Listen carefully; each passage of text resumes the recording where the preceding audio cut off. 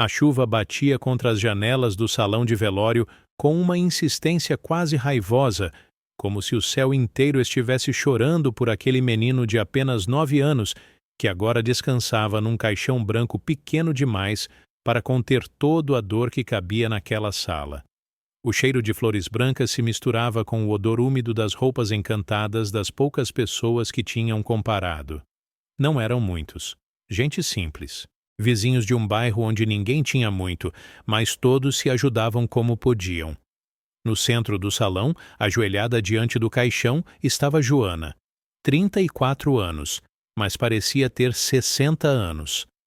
O rosto inchado de tanto chorar, os olhos vermelhos fixos no rosto pálido do filho. Ela segurava a mão fria dele com as 2 mãos, como se ainda pudesse aquecê-la, como se ainda pudesse trazê-lo de volta. Os lábios tremiam enquanto sussurravam palavras que ninguém mais conseguia ouvir. Promessas, pedidos de perdão, súplica a um Deus que parecia ter virado as costas. A porta do velório se abriu com um rangido suave, e uma lufada de ar frio entrou junto com um homem alto, de terno cinza impecável, guarda-chuva preto ainda pingando água. Ele parou na entrada, os olhos percorrendo o ambiente com uma expressão que misturava desconforto e algo que poderia ser confundido com pena. Mas não era pena. Era culpa disfarçada de compaixão. Seu nome era Marcelo Tavares, 51 anos, dono de uma das maiores construtoras do estado. Rosto anguloso, cabelo grisalho penteado para trás, mãos que nunca tinham conhecido o peso de um pá ou a aspereza do cimento. Ele estava ali porque seu advogado havia insistido. Apareça no velório, mostre empatia, vai ajudar no processo. Marcelo não queria estar ali, mas também não podia ignorar o fato de que aquele menino estava morrido num dos seus canteiros de obra. Ele deu 2 passos para dentro do salão, e foi então que Joana declarou a cabeça. Os olhos dela encontraram os dele, e algo mudou no ar. A temperatura pareceu cair. O silêncio ficou mais pesado. Ela se falou devagar, as pernas trêmulas, mas o olhar fixo, duro, cheio de uma raiva que ardia mais quente que qualquer fogo. Você... A voz dela saiu rouca, quebrada, mas carregada de uma força que fez todos na sala virarem a cabeça. Você tem coragem de vir aqui? Marcelo abriu a boca para responder, mas as palavras não saíram. Ele não esperava por isso. Esperava choro, esperava silêncio. Não espera o confronto. Joana deu um passo à frente, depois outro, os punhos cerrados ao lado do corpo. Meu filho morreu por sua culpa! Ela significativa, e a voz ecoou pelas paredes do velório como um trovão. Ele tinha 9 anos, 9, e você deixou aquele lugar sem proteção, sem segurança, sem nada. As pessoas ao redor conversam a se mexer, desconfortáveis. Alguns baixaram a cabeça. Outros olharam para Marcelo com uma mistura de curiosidade e julgamento. Ele engoliu seco tentando manter a compostura. Senhora, eu lamento profundamente o que aconteceu, ele disse, a voz controlada, quase mecânica. Estamos investigando o acidente e vamos tomar todas as medidas possíveis para... Que medidas? Joana deu uma risada amarga, sem humor. Meu filho está morto! Que medida vai trazer ele de volta? Ela avançou mais um passo, e Marcelo recuou instintivamente. Havia algo nos olhos dela que o assustava. Não era apenas raiva. Era algo mais profundo. Algo que parecia conhecê-lo de um jeito que ele não entendeu. Mas você nem sabe quem ele era, não é? Joana contínua, a voz agora mais baixa, mas ainda cortante. Para você, ele é só mais um número, mais um problema, mais um processo que seu advogado vai resolver com dinheiro. Não é assim. Marcelo tentou, mas a voz saiu fraca. Então me diga o nome dele. Joana desafiou, cruzando os braços. Vai, fala o nome do meu filho. Silêncio. Marcelo abriu a boca, mas nada saiu. Ele não sabia. Não havia perguntado. Não havia se importado o suficiente para saber. Joana balançou a cabeça. As lágrimas escorrem pelo rosto. Gabriel, ela disse, a voz quebrando. O nome dele era Gabriel. E ele era tudo para mim. Ela virou as costas e voltou para o caixão, ajudando-se novamente ao lado do filho. Marcelo ficou parado ali, no meio do salão, sentindo o peso de todos os olhares sobre ele. Ele queria sair, queria desaparecer. Mas algo o mantinha ali, algo que ele não conseguiu nomear.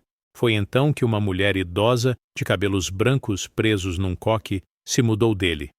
Ela tinha um xale preto sobre os ombros e segurava uma bolsa velha de couro. Os olhos dela eram pequenos, mas refinados, como se enxergassem mais do que deveriam.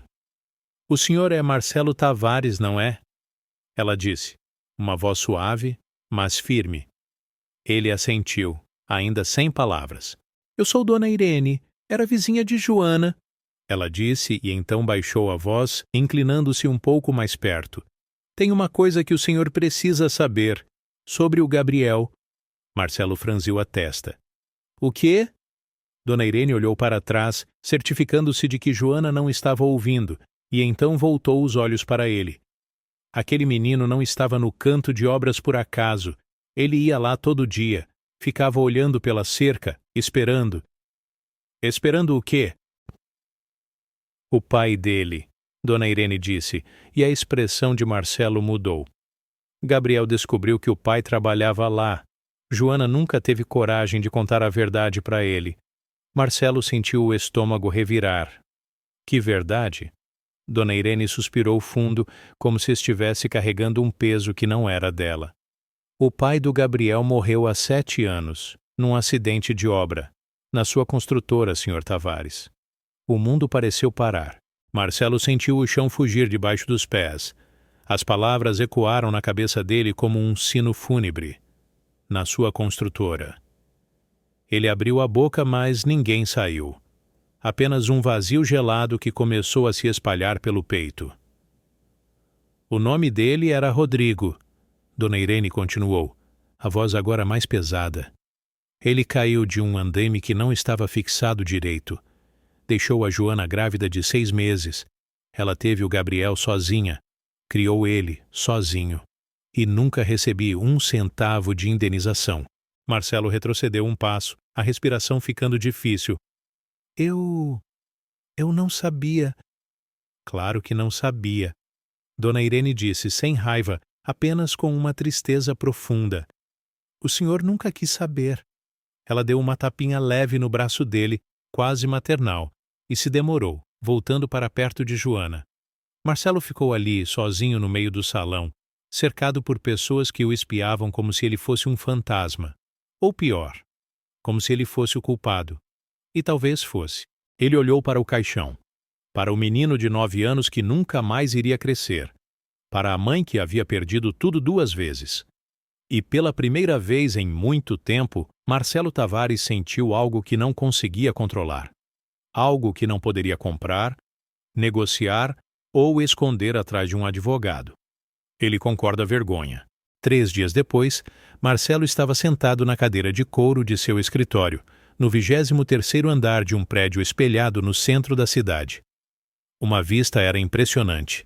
Arranha-céus, avenidas movimentadas, o rio serpenteando ao longo. Mas ele não estava vendendo nada disso. Estava olhando para uma pasta aberta na mesa à sua frente.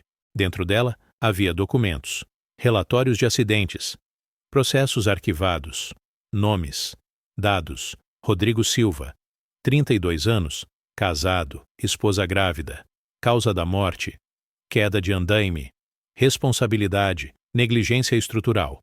Situação, processo encerrado por acordo extrajudicial. Marcelo passou a mão pelo rosto, cansado. Ele não se lembrava desse caso. Não se lembrava de Rodrigo.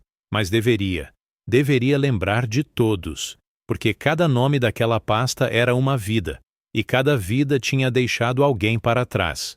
A porta do escritório se abriu e seu advogado entrou, um homem de 40 e poucos anos, terno azul marinho, pasta de couro debaixo do braço. "Bom, Marcelo, precisamos conversar sobre o caso do menino", ele disse sentando-se na cadeira em frente à mesa. "A mãe não quer acordo, ela quer ir ao júri." Marcelo, os olhos. "Ela quer o quê?" "Júri popular. Ela quer que você seja julgado publicamente. Diz que não é sobre dinheiro, é sobre justiça." Marcelo soltou uma risada seca, sem humor. "Justiça", Claro. O advogado se inclina para frente, a expressão séria.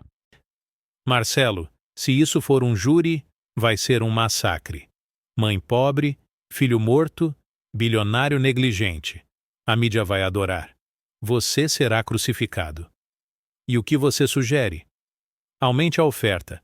Ofereça o suficiente para que ela não seja recusada. Todo mundo tem um preço. Marcelo ficou em silêncio por um longo momento, os olhos fixos na massa aberta. Então, devagar, ele fechou. Não? Ele disse. O advogado piscou confuso. Como assim não? Não vou oferecer dinheiro. Não dessa vez. Marcelo, você está louco? Veja isso para um júri. Então que vá. Marcelo interrompeu, a voz firme.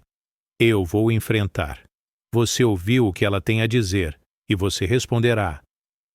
O advogado o encarou como se ele tivesse enlouquecido. Você sabe o que está fazendo? Marcelo não respondeu, porque pela primeira vez em muito tempo ele não tinha certeza, mas sabia que não poderia continuar fugindo. Não dessa vez. O julgamento aconteceu 3 meses depois num fórum lotado. Repórteres, câmeras, curiosos. Joana estava sentada na primeira fileira, vestida de preto, o rosto pálido, mas determinado. Marcelo estava do outro lado, de terno escuro, as mãos cruzadas sobre a mesa, o olhar fixo à frente. O promotor apresentou como provas fotos do canto de obras, relatórios de segurança ignorados, testemunhas que confirmaram a negligência. E então, chamou Joana ao banco das testemunhas. Ela subiu devagar, com as pernas trêmulas, mas com a cabeça erguida. Sentou-se, ajeitou o microfone e olhou diretamente para Marcelo. Meu filho tinha 9 anos. Ela começou, a voz firme apesar das lágrimas que começaram a escorrer. Ele gosta de desenhar. Queria ser arquiteto. Dizia que eu iria construir uma casa para mim, com um jardim grande e uma varanda onde a gente poderia tomar um café junto. Ela parou, a voz quebrando, mas contínua. Ele ia naquele canto todo dia porque descobriu que o pai dele trabalhou lá. Eu nunca tive coragem de contar que o pai dele tinha morrido, no mesmo lugar, da mesma forma, por causa da mesma negligência. Um murmúrio percorreu a sala. Marcelo fechou os olhos. Eu não quero dinheiro. Joana disse, a voz agora mais alta, mais firme. Eu quero que ele admita, que olhe para mim e admita que meu filho morreu porque ele não se importou o suficiente, porque o lucro vale mais que a vida. Silêncio absoluto. O juiz sugeriu para Marcelo. O senhor deseja se pronunciar? Marcelo se falou devagar. Todos os olhos estavam nele. Ele poderia sentir o peso do julgamento, não apenas do tribunal, mas de cada pessoa na sala, e de si mesmo. Ele caminhou até o centro, ficou de frente para Joana e, pela primeira vez, olhou realmente para ela. Não como um problema, não como um processo, mas como uma mãe que havia perdido tudo. A senhora está certa, ele disse, a voz baixa mas clara. Seu filho morreu porque eu não me importei o suficiente, porque eu coloquei o livro acima da segurança, porque eu achei que poderia terceirizar a responsabilidade e dormir tranquilo à noite. Joana o encarou, os olhos arregalados. Eu não posso trazer seu filho de volta. Marcelo contínuo, a voz quebrando. Não posso desfazer o que fiz, mas posso prometer que isso nunca mais vai acontecer. Vou reformular todas as normas de segurança da minha empresa. Vou criar um fundo para as famílias de todos os trabalhadores que morreram nas minhas obras, e vou garantir que o nome do Gabriel, ele parou, a voz embargada, e do Rodrigo nunca sejam esquecidos. Lágrimas escorriam pelo rosto dele agora. Lágrimas que ele não sabia que ainda podia chorar. Joana ficou em silêncio por um longo momento. Então, devagar, ela concordou. Obrigada, ela sussurrou. E naquele momento, algo cortante. E algo começou a se reconstruir. 6 meses depois, Marcelo estava de pé diante de um canteiro de obras. Mas não era um canteiro qualquer. Era uma escola, a Escola Gabriel e Rodrigo Silva. Construída no mesmo terreno onde ambos foram morridos. Um lugar de vida, erguido sobre a memória da morte. Joana estava ao lado dele, segurando uma placa comemorativa. Ela sorriu. Um sorriso pequeno, triste, mas real. Ele ia gostar, ela disse. Marcelo assentiu, sem palavras, porque algumas coisas não precisam de palavras, apenas de ações. É de coragem para admitir quando estamos errados e de esperança de que nunca é tarde demais para recomeçar.